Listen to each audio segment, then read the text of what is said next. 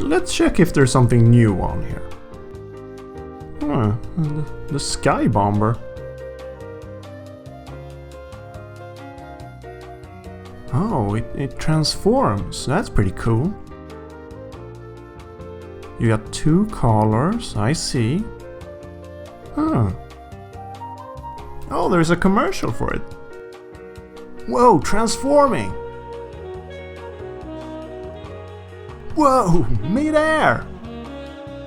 Yeah!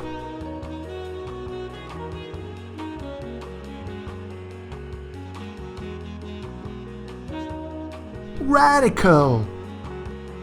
Oh, I gotta get myself one of those.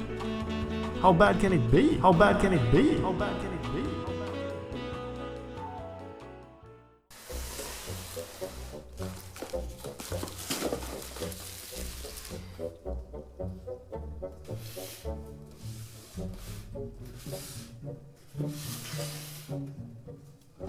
Oh, it must have come loose during shipping. Well, I'm sure it's not damaged.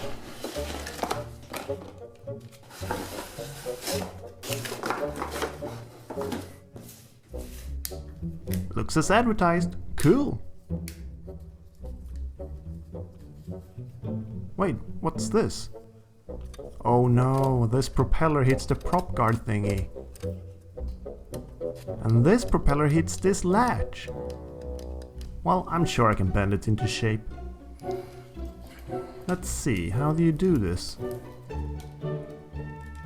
Ouch!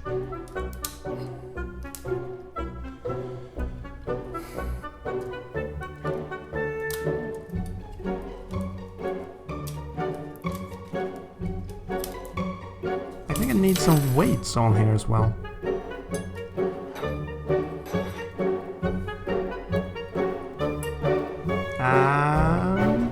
God damn shit.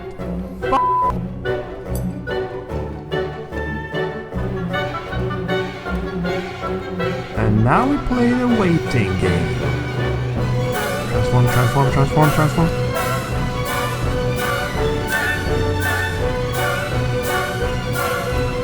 What? I don't even... Come on, come on, come on, come on, come on! That's great.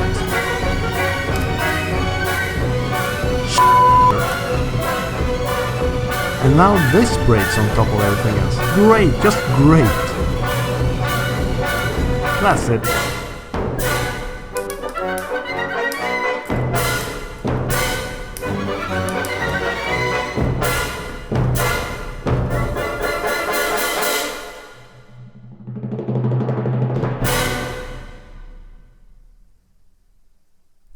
Welcome to this kind of review of the Sky Bomber mini quadcopter from Helic Max. So, as I tried to convey in this intro, I've had a lot of trouble with this quadcopter. What started off as something feeling fresh and exciting has by this point turned into a real headache and obviously bad investment. I can't be certain whether it's just my bad luck getting a lemon or if this is a poor product in general. Since I therefore don't feel I can provide a balanced review and, spoilers, I'm not gonna be recommending a purchase anyway, I'll try to keep this review short. My Helic Max Sky Bomber is now finally in a kind of flying state. Not a fully functional state by any means, but a flying state. Since the propellers kept hitting these prop guards and clasps, which weren't all working anyway, I ended up cutting most of them off. This means I can't fold it up into a ball, which again didn't really work for me anyway.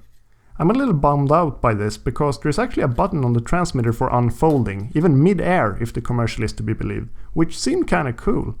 Without this functionality, my Sky Bomber is now basically just a normal, albeit weirdly designed quadcopter.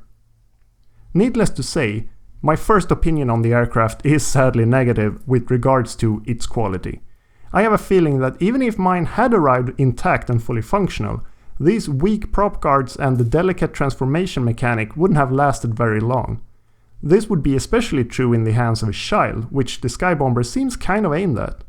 On top of this, my craft did not arrive intact and fully functional, something that may or may not happen to you should you buy one. Before continuing on with the review though, Perhaps a word on Helic Max is in order. I don't actually know much about the company. They really seem to aim at putting the toy in toy multirotor with their imaginative designs and extravagant packaging. All their products begins with Sky, like Sky Hunter, Sky Roller, Sky Hero, as does their perhaps most recognized products, the Sky Walker and Sky Disc. Both met with generally positive reviews. Looking past the gimmickry, the Sky Bomber is slightly smaller than your average Mini, both in terms of distance between the rotors and the size of the propellers. It uses a geared configuration, which is common for this size class. Apart from this small indicator on top of the body, there are no LEDs, meaning night flights are out of the picture.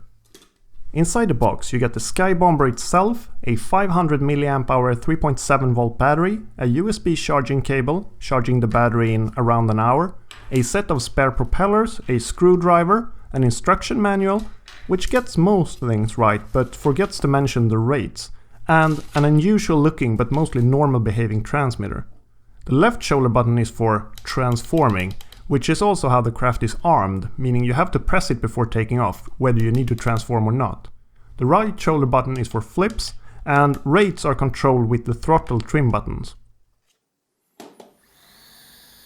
I'm sad to say, the Helic Max Sky Bomber flies about as well as it's built. Mine has some weird lag going on with the transmission, which comes and goes and makes it practically unflyable. It supposedly has 2 rates, a flight time of 5 minutes and a range of 50 meters, but all this comes straight from the specs sheet because I haven't been able to keep mine in the air for more than barely a minute before it stops responding and either drops like a rock or takes off. The obvious conclusion is that the Helic Max Sky Bomber was a massive disappointment for me. Its gimmick doesn't work well and, well, the rest doesn't work well either. Is it possible I simply got a defective unit from an otherwise well-functioning batch? It is, but with the trouble I've experienced with it, I'm either the unluckiest person in the world or you're likely to run into at least some of the same issues should you decide to take a gamble on it. I say, stay clear. Thanks for watching. I realize this perhaps was a somewhat less serious review than usual. Don't worry though, I'll definitely have more in-depth reviews of anticipated quadcopters in the future. I just had this and thought I had some fun and figure out the format. Anyway, leave any and all feedback in the comment section, subscribe if you want to be notified of any future videos I post, and click the thumbnails to keep watching. See you soon in another review, bye bye!